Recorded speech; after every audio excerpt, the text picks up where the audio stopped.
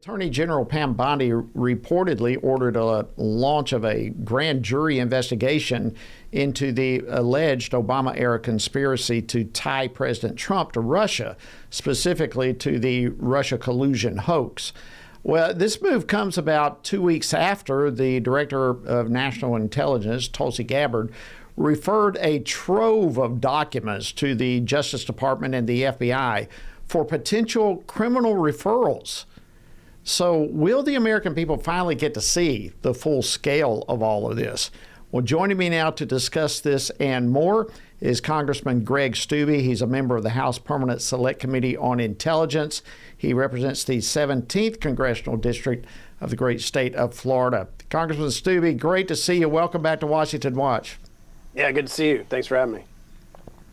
All right, so what do you make, at least of what's been revealed so far, what's been made public so far? What do you make of what you're seeing? Well, treasonous activity that was going on at the highest levels of the government to try to undermine President Trump, and they utilized the intelligence apparatus to do exactly what they wanted to do, and that was lie to the American people and create this Russia collusion hoax that never occurred. And they used intelligence and the lie of intelligence. They fabricated intelligence to back up their plans and to then propagate that to the American people. I mean, if you do polls across America right now, there are still Democrats that believe that Trump colluded and conspired with Russia, and it was all made up. So thankfully, we now have an attorney general who's investigating this, a DNI who sent this information to the Attorney General. And American people, it's been years and years of this, and the American people are hoping that there's going to be some justice that's going to come from this, because we know that Comey was involved and Clapper was involved, and we know now Obama was involved. Is there going to be some justice for their actions of utilizing the intelligence apparatus of our country for political gain?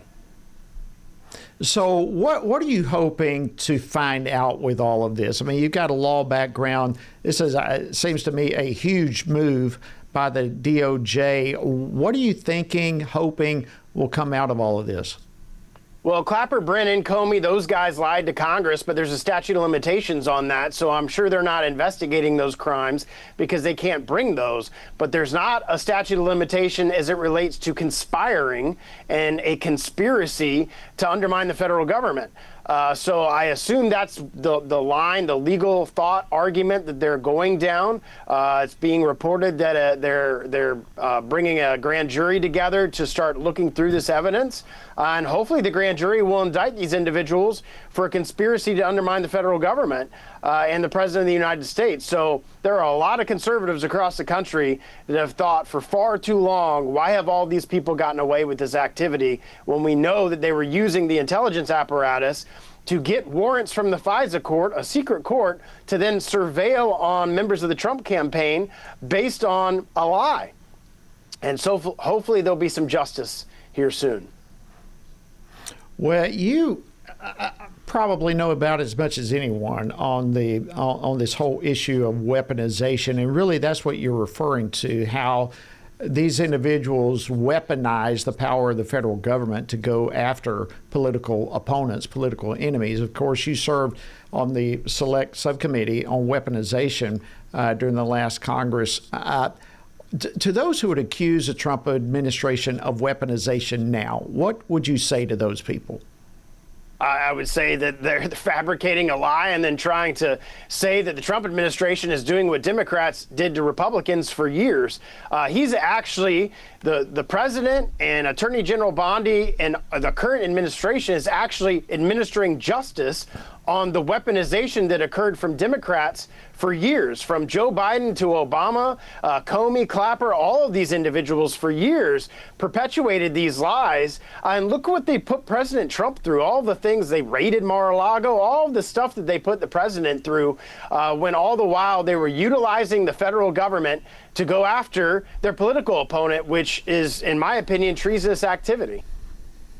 Yeah, I think that's powerfully stated, Congressman Steube, how you just said, this is not weaponization. This is justice for weaponization that took place under the previous administrations. And I think that's a powerful way of looking at it. If I can't switch gears with you, I know you also just, I believe last week, introduced a bill on the No Foreign Election Partnership Act. Election integrity is a key issue, a major issue. Tell us what your bill is all about and what it will accomplish.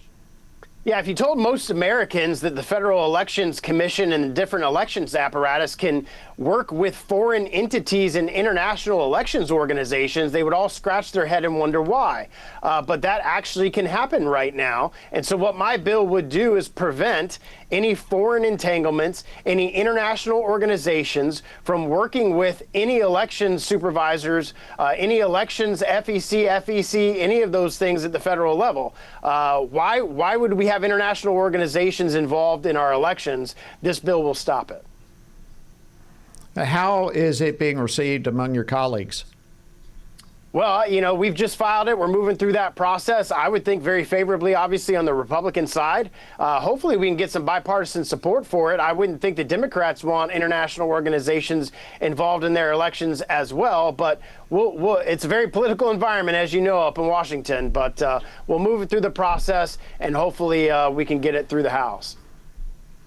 You also joined Senator Dan Sullivan from Alaska introducing the Securing Academia from Foreign Entanglements Act, also known as the SAFE Act. Is that similar? What would that bill do?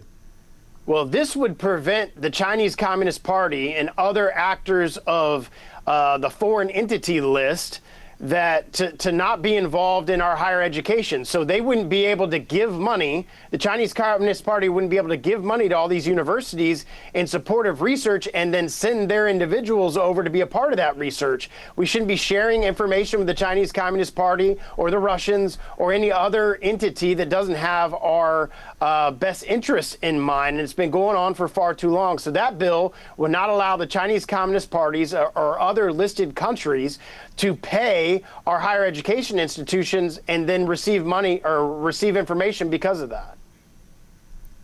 Powerful bills. We will definitely be keeping a pulse on both of these. Florida Congressman Greg Steube, always great to see you. Thank you so much for taking time out of your busy schedule right now in the district to join us here on Washington Watch. We deeply appreciate it. Yeah, good to see you, Jody.